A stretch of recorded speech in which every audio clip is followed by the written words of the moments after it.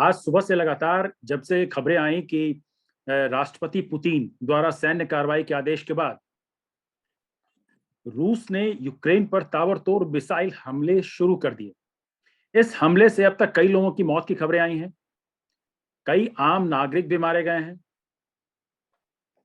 तो ये लगातार जो खबरें आ रही हैं, इन सब के बीच एक जो सवाल ये है कि आज कई छात्र जो मेडिकल की पढ़ाई यूक्रेन में करते हैं, वो वहां पे फंसे हुए हैं। तो आखिर कैसे उनको निकाला जाए, सरकार उनके लिए क्या कर रही है और क्या व्यवस्था है, और यूक्रेन के हालात कैसे हैं, वो छात्र बेहतर बता सकते हैं। इसलिए आज हमारे साथ कुछ छात्र जुड़े हैं जिनसे हम पूछेंगे कि आखिर यूक्रेन में, जब हम यहाँ हैदराबाद में बैठ के, दिल्ली में बैठ के, पटना में बैठ के, बिहार से यूक्रेन को देख रहे हैं, समझ पा रहे हैं तस्वीरों के माध्यम से, खबरों के माध्यम से, तो आज यूक्रेन के क्या हालात हैं और आखिर यूक्रेन में चल क्या रहा है, वहां पे ग्राउंड आखिर हालात कैसे हैं। तो सबसे पहले हम राघवेंद्र से जानेंगे। राघवेंद्र बिहार के, सबसे पहले उनसे पूछेंगे कि राघवेंद्र बिहार में कहाँ से हैं और वो अभी किस शहर में हैं और वहां के हालात क्या हैं। जी राघवेंद्र, बताइए। हाँ सर, मैं बिहार में सिवान जिले से दरौली प्रखंड से बिसोनिया गांव से हूँ। और सर अभी मैं इवानो फ्रैंकिस नेशनल मेडिकल यूनिवर्सिटी में फोर्थ ईयर का एमबीबीएस फोर्थ ईयर का स्टूडेंट हूँ। और सर जैसे यहाँ के सभी को मालूम है कि रसिया और यूक्रेन का कई दिनों से ये विवाद चलते हुए आ रहा था। सर आज मॉर्निंग में अप्रॉक्स 2 बजे के अप्रॉक्स यहाँ पे फाइटर जेट प्लेन मेरे शहर इवानो फ्रैंकिस में घूम रहे थे, और 5 बजे अचानक यहाँ के एयरपोर्ट के करीब ही बम धमाके होते हैं, मिसाइल दागे जाते हैं। उसके बाद पूरी आवाज हम लोग को सुनाई देती है और पूरी धुएं धुएं हो जाते हैं शहर में। और हम लोग उसी को लेके डरे हुए हैं ताकि हम लोग कैसे यहाँ से भारत सरकार हमको एयरलिफ्ट करा ले। सारे एयर स्पेस बंद कर दिए गए हैं यहाँ के। तो हमें राघवेंद्र, प्रधानमंत्री। आपके तमाम सवालों का जवाब हमारे पास है, हम आपको बताएंगे। यस लेकिन सर। उनसे पहले हम ये जानना चाहते हैं कि आप जहाँ पे बैठे हैं वहां पे कोई खिड़की जी है, दरवाजा है जो आप बाहर थोड़ा सा दिखा सके, क्योंकि जो तस्वीरें हम देख रहे हैं वो टीवी दूसरे मीडिया चैनल्स के माध्यम से ही हम देख पा रहे हैं। आप अगर दिखा सकें एक छोटा सा यस वीडियो सर। क्लिपिंग हमारे दर्शकों को। जी, हम अपने दर्शकों को बता दें कि ये यूक्रेन की तस्वीरें हैं। राघवेंद्र का कहना है कि यहाँ से वो सुबह का वो नजारा देखा था जब यहाँ पे फाइटर प्लेन उनके पास से निकल रही थी, और वो तस्वीरें शायद भयावह हाँ थी। सर। लेकिन राघवेंद्र, आप ये बताइए, जो तमाम तरह के जी सवाल आपके घर से भी पूछे जा रहे होंगे, हम लोग भी जानना चाहते हैं, जी जी आप लोग कैसे हैं। जी सर अभी तो हम लोग हॉस्टल में हैं और डरे हुए हैं, बट अभी यहाँ पे हम लोग सही हैं। लेकिन कब क्या हो जाए कुछ नहीं जाना जा सकता। पहले तो यही कहा जा सकता था कि हम जिस सिटी में रह रहे हैं ये सिटी वेस्ट यूक्रेन की पार्ट है, और ये पोलैंड और जर्मनी से पास में है। यहाँ से 200 किलोमीटर पोलैंड है, तो हम लोग कहें कि सेफ जोन में है। लेकिन जो सुबह में मिसाइलें दागी गई, तो ये नहीं लग रहा था कि हम लोग सेफ अब हैं, क्योंकि यहाँ पे जो मिसाइलें दागी गई, फर्स्ट मिसाइलें कीव में, उसके बाद इवानो में दागा गया। सुनने में आ रहा है कि पुतिन जी का कहना है कि ये जो इवानो सिटी है ये पोलैंड से लगा हुआ बॉर्डर है, और जो भी यूरोप से सप्लाई होती हैं ये यहाँ के लिए बंदूकें जो भी मतलब ये यहीं पे होती हैं, तो इसलिए उनकी टारगेट इवानो फ्रैंकिस सिटी भी अब बन गई हुई है। और अभी ये भी नोटिस है कि हो सकता है कि अभी 3 बजे भी यहाँ पे कहीं पे वो क्या कहा जाता है अटैक हो सकती है। यहाँ व्हाइट हाउस है वहां भी हो सकती है। हाँ, अभी कितने बज रहे हैं राघवेंद्र। सर यहाँ पे 3:10 हो रहा है। जी, मैं ये जानना चाहता हूँ राघवेंद्र, अभी आप लोग वहाँ मेडिकल की पढ़ाई कर रहे हैं, जैसा कि आपने जी जी बताया कि आप चौथे फोर्थ ईयर में हैं वहाँ पे। अभी जी जी पढ़ाई की क्या स्थिति है, क्या ऑफलाइन पढ़ाई, ऑनलाइन पढ़ाई हो रही यस है। सर। अभी तक कल तक हमारी यूनिवर्सिटी ऑफलाइन मोड में चली। पहली तो हमारी यूनिवर्सिटी ऑनलाइन में जा नहीं रही थी। अगर ऑनलाइन चली गई होती तो हम अभी तक इंडिया आराम से जो नॉर्मल प्लेनें चल रही थी वैसे हम लोग सारे स्टूडेंट मैक्सिमम चले गए होते। पहली तो गलती हमारी इंडियन एम्बेसी की है। इंडियन एम्बेसी ने जब सारे कंट्रियों ने एडवाइजरी जारी कर दिया था कि आप यूक्रेन को छोड़ दे, यूएसए ब्रिटेन जैसे कंट्री ने, बट हमारी इंडियन एम्बेसी ने एडवाइजरी जारी नहीं की। पहले उसने फॉर्म फिलअप कराया कि कितने स्टूडेंट कहाँ पे रह रहे हैं। उन्होंने को पता चल गया कि 20,000 स्टूडेंट यूक्रेन में हैं, प्लस और बिजनेस करने के पर्पज से जो लोग हैं। उसके बावजूद भी इन्होंने एडवाइजरी जारी नहीं की। एडवाइजरी जारी कब करते हैं? जब 14 फरवरी को यहाँ के राष्ट्रपति जेलेंस्की जी का आता है बयान की हमारे पे 16 को अटैक हो जाएगा, तो 15 को ये एडवाइजरी जारी करते हैं कि आप अगर चाहते हो तो यूक्रेन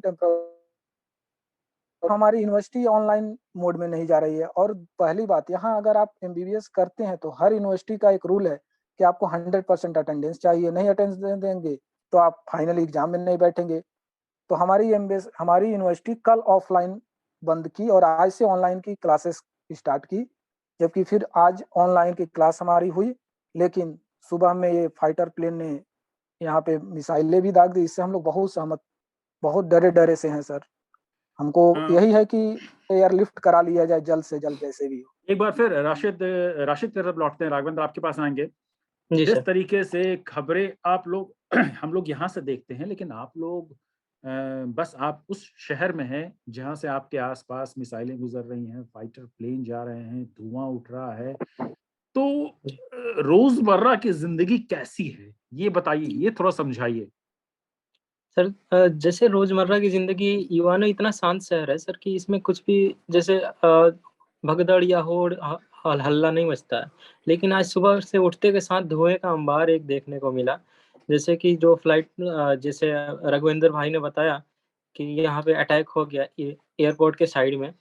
तो उसके बाद से एक ऐसा भय भय का माहौल यहाँ पे ये बन गया कि हर तरफ से लोग, कोई राशन के लिए कोई भाग रहा है, कोई कुछ कर रहा है, कोई अरेंजमेंट कर रहा है, कैसे मतलब जिंदगी जीने, मतलब जिंदा रहने के लिए वो अपनी कैसे अपनी जितनी भी कोशिशें हो सकती हैं वो कर रहे हैं। और सारे स्टूडेंट हैं, इनको कोई भी मदद नहीं मिल रहा है। तो हम अभी जैसे आप देख सकते हैं कि हम ग्रुप में हैं, तो हम ऐसे ऐसे ग्रुप में रह रहे हैं कि जो भी होगा एक दूसरे से कांटेक्ट बना के रहेंगे, क्योंकि अभी जो भी है हमारी फैमिली यही है। क्योंकि हम तो इतने दूर हैं, हमारी एम्बेसी भी कुछ अभी हेल्प नहीं कर पा रही है, क्योंकि जैसे गवर्नमेंट भी कोई चीज अप्लाई नहीं की। रविंद्र भाई ने बताया कि 14 फरवरी को जैसे जेलेंस्की जी का बयान आता है, तो उस वक्त तक हमारी इंडियन एम्बेसी सो रही थी, ऐसा कह सकते हैं। क्योंकि जब तक हमने प्रेशर नहीं डाला, शाम में हमने फिर ट्विटर पे उनको, जैसे ही जेलेंस्की जी का ये मिला हम लोग को नोटिफिकेशन, फिर हमने ट्विटर पे उनको टैग किया, कॉल किए एम्बेसी को। तब उन्होंने सुबह में 7 बजे 15 फरवरी को नोटिफिकेशन फर्स्ट एडवाइजरी जारी की कि आप अगर चाहते हैं तो जा सकते हैं। बट ये सीन है, हमारी यूनिवर्सिटी हमें ऑनलाइन जाने ही नहीं दे रही थी। तो यहाँ एक्सपल्शन का ये रहता है कि अगर आपकी एक भी एनबी रही, एक भी आपकी एब्सेंस रही, तो आप एक्सपेल हो सकते हैं और पूरा साल बर्बाद हो जाता है। तो इसीलिए कोई भी छात्र इवानो फ्रैंकिस नेशनल मेडिकल यूनिवर्सिटी का नहीं गया उस एडवाइजरी पे। और अभी हालात ऐसे हो गए कि भयावह इतने हैं कि हम लोग बता नहीं सकते, मतलब वो शब्दों में बयान नहीं हो सकता सर। राशिद। जी सर। आप एक चीज मुझे बताइए, हम लोग जानना चाहते हैं कि आप जी लोग अभी कहाँ पे हैं, और आप लोग जहाँ पे हैं वहाँ कितने सुरक्षित हैं, और वहाँ पे अभी कैसे आप लोगों का खाना पीना कैसे चल रहा है, और किस तरीके से इसके बाद लोकल प्रशासन या लोकल गवर्नमेंट या जो फिर यूनिवर्सिटी है किस तरह से आपकी मदद कर पा रही है। सर, अभी हम लोग इवानो फ्रांकिस नेशनल मेडिकल यूनिवर्सिटी के हॉस्टल में हैं। तो इस हॉस्टल में करीब 300 छात्र हैं टोटल। तो हम लोग एक ग्रुप में रह रहे हैं अभी, जैसे जिनका भी 10 लोगों का 15 लोगों का ग्रुप हो रहा है, वैसे अरेंज करके रह रहे हैं कि एक जगह ही खाना खाएंगे, सबको ही मतलब थोड़ा सा बना के मैनेजमेंट करके चलेंगे। क्योंकि बाहर राशन भी नहीं मिल रहा है, जैसे राशन खत्म हो चुके हैं सारे सुपरमार्केट्स में। और हम कैश की भी प्रॉब्लम आ रही है, क्योंकि ऑनलाइन ट्रांजेक्शन हो नहीं रहे हैं जितने भी हैं। और सारे बच्चे, इंडियंस बच्चे जितने भी फॉरेनर्स हैं, जो सब कार्ड ही स्वाइप करते हैं। तो यहाँ पे साइबर अटैक भी हुआ था, तो उसके चक्कर में भी सारा चीज बंद है सर। और जैसे जो एटीएम है वो फॉरेन कार्ड्स अभी एक्सेप्ट नहीं कर पा रहे हैं। जी। आपको क्या लोकल प्रशासन से इसके अलावा कोई मदद मिल पा रही है, या इंडियन एम्बेसी की बात करें, या कोई मैसेज आ रहा है बिहार से इस तरह का कोई मैसेज आपके पास आ रहा है? नहीं नहीं सर, अभी तक मैं अपने यहाँ गोपालगंज से मैं हूँ, गोपालगंज बिहार से। तो उनको मैंने अपने सांसद साहब को भी चिट्ठी लिखी थी 19 फरवरी को। और जो डीएम साहब हैं हमारे, उनको भी लिखी थी मैंने चिट्ठी, लेकिन उसका जवाब अभी तक नहीं आया था। और अभी जस्ट 2 मिनट पहले बिहार सरकार का एक गैजेट आया है जिसमें कहा गया कि हम कांटेक्ट में हैं। तो सर अभी तक जो सारे मुख्यमंत्री ये थे एक्टिव थे, इतने मोड में, एक्टिव मोड में थे, लेकिन हमारी नीतीश कुमार जो है वो सो रहे थे, ऐसा कह सकते हैं। क्या पता क्या ही सोचते हैं। हम बच्चों को मतलब लेबर बनाइए, पंजाब भेजिए, बच्चों को बाहर भेजिए, कोई जरूरत ही नहीं है बुलाने की। आप जितनी चिंतित हैं, आपके पेरेंट्स उससे ज्यादा चिंतित हैं, और कहीं ना कहीं ये एक सवाल आपके मन में भी होगा, उनके मन में भी है। तो किस तरीके से बातें होती है? जी सर, मेरा नाम दिलशाद इमाम और मैं बिहार में सिवान डिस्ट्रिक्ट से बिलोंग करता हूँ। तो जो सर आपने क्वेश्चन किया कि जो घर से फ़ोन आ रही हैं, मेरे मॉम डैड काफ़ी सहमे हुए हैं, काफ़ी डरे हुए हैं।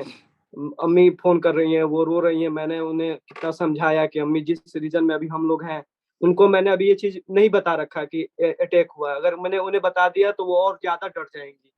लेकिन मैं ये न्यूज़ चैनल पे अभी मैं ये चीज़ बता रहा हूँ। मैंने अपने अब्बू को, भाईजान को ये चीज़ें बता रखी हैं ताकि वो आगे मेरे लिए कुछ बात करें, अपने जो भी आला दर्जे के अफ़सर हैं उनसे बात करें और मुझे यहाँ से निकालें। क्योंकि यहाँ की माहौल बहुत खराब हो चुकी है। यहाँ की जो डोमेस्टिक एयरपोर्ट है, वहाँ पे भी अटैक हो चुका है, और जो यहाँ की कीप की इंटरनेशनल एयरपोर्ट है, वहाँ पे भी अटैक हो चुका है। तो यहाँ से हमें निकलने की अब कोई, हम खुद से निकल नहीं सकते। यहाँ से हमें खुद से निकलने की कोई सुविधा नहीं है।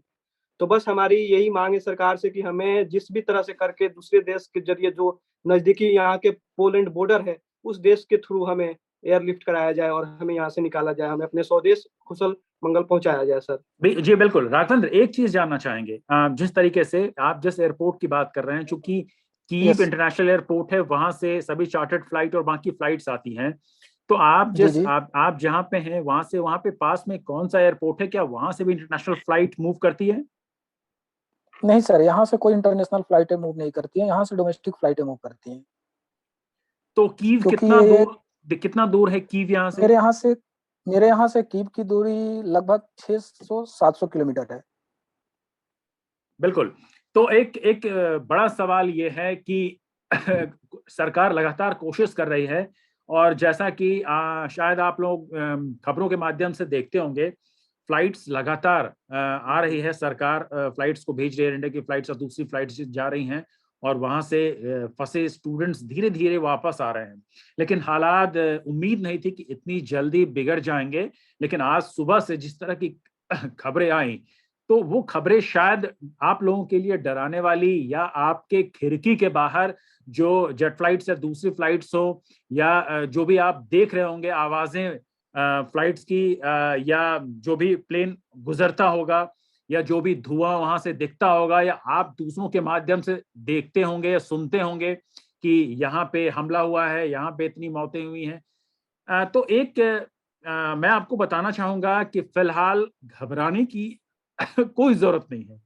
भारत सरकार लगातार प्रयास कर रही है, और आज आपने जैसा बताया कि नीतीश कुमार ने थोड़ा सा आपको मिला, एक पेपर मिला है, उसमें लिखा हुआ है कि सरकार कोशिश कर रही है। लेकिन सरकार कोशिश कर रही है। देखिए, इंटरनेशनल मूवमेंट ऐसा होता है कि वहां पे हम लोग यहाँ से कोशिश, हम लोग पहुंच नहीं सकते हैं, सरकार पहुंच नहीं सकती है, लेकिन कोशिश जरूर करती है, और वो कोशिश कामयाब भी होती है। इससे पहले भी हमने देखा कई लोगों को एयरलिफ्ट किया गया। आपने अफगानिस्तान का एग्जाम्पल वहां पे आपने देखा होगा। तो जिस तरीके से जी लगातार जी सरकार कोशिश कर रही है, वो कोशिश आप लोग जल्द ही भारत में होंगे, और बिहार की धरती पे आप लोग होंगे।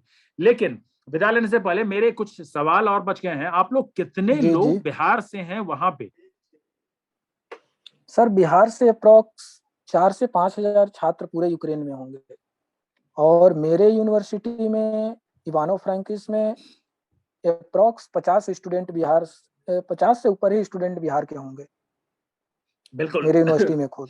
राघवन, चलते चलते एक छोटा सा मैसेज अपने पेरेंट्स को दीजिए, और जी, बताइए कि कैसे आप लोग वहां पे अभी क्या कर रहे हैं, और आप लोग क्या कहना चाहते हैं उनको। अपने पेरेंट्स से तो हमें यही कहना चाहेंगे कि आप लोग धैर्य बनाए रखें, और पॉजिटिव वे में ले। ऐसे अभी हम लोग सेफ हैं, कोई ज़्यादा दिक्कत नहीं है, और हम लोग हॉस्टल के अंदर हैं तो अभी तक सेफ हैं, क्योंकि यहाँ हॉस्टल के अंदर हम सारे इंडियन एक साथ रह रहे हैं, तो कोई दिक्कत हमें नहीं हो रही है अभी। लेकिन हम भारत सरकार से यही कहना चाहेंगे कि हमें जल्द से जल्द यहाँ से एयरलिफ्ट कर ले, क्योंकि अब जैसे कोई भी प्लेन ऊपर जा रही है तो हम लोग को यही लग रहा है कि ऐसा तो नहीं है कि रसिया फिर से अटैक के मूड में आ गया और कहीं फिर से मिसाइल कहीं अटैक ना कर दे। यही हमारे भारत सरकार से गुजारिश है कि जल्द से जल्द हम लोग को एयरलिफ्ट कर लिया जाए। यहाँ 1 मिनट 1 दिन के बराबर अब लगने लगा है आज से। बिल्कुल। राशिद, आपका कोई संदेश है सरकार के लिए, अपने पेरेंट्स के लिए? सर सरकार से हम यही अपील करना चाहेंगे कि जितनी जल्दी हो सके हम यहाँ से निकाल लें, क्योंकि अभी जैसे पोलैंड के जो बॉर्डर्स हमारे सबसे नजदीक है, तो अगर अरेंजमेंट हो सकती है पोलैंड से तो करें, क्योंकि यहाँ पे कभी भी अटैक हो सकता है। जैसे कि अभी आपने सर बताया कि अफगानिस्तान से इवैक्यूएशन हुआ था, तो अभी गवर्नमेंट का ऐसा था कि सर इवैक्यूएशन के नाम पे 3 फ्लाइट्स एयर इंडिया की अरेंज हुई थी, 22, 24, 26 की। तो 22 वाली एक फ्लाइट जा चुकी है, 24 की आज की फ्लाइट आने वाली थी, लेकिन वो भी रिटर्न हो गई। और उसको इवैक्यूएशन के नाम पे सर 60,000 रुपीज लिए जा रहे थे इंडियन, जो कि यहाँ से नॉर्मल अभी जाने में 20,000 रुपए के आसपास में किराया होता है सिंगल वे का। तो अभी सर वो अगर गवर्नमेंट चाहती सबको बुलाना तो एक नॉर्मल फेयर रखती और फ्लाइट्स का जो नंबर ऑफ फ्लाइट्स बढ़ा देती सर, तो 2-3 लोग भी निकल जाते हैं, 2-3 दिन में बच्चे निकल जाते हैं यहाँ से सर। लेकिन फ्लाइट्स की इतनी ये थी, और मैंने परसों मैं फ्लाइट देख रहा था कि देखूं क्या करूं, तो मैंने टर्किश की बुक की थी सर।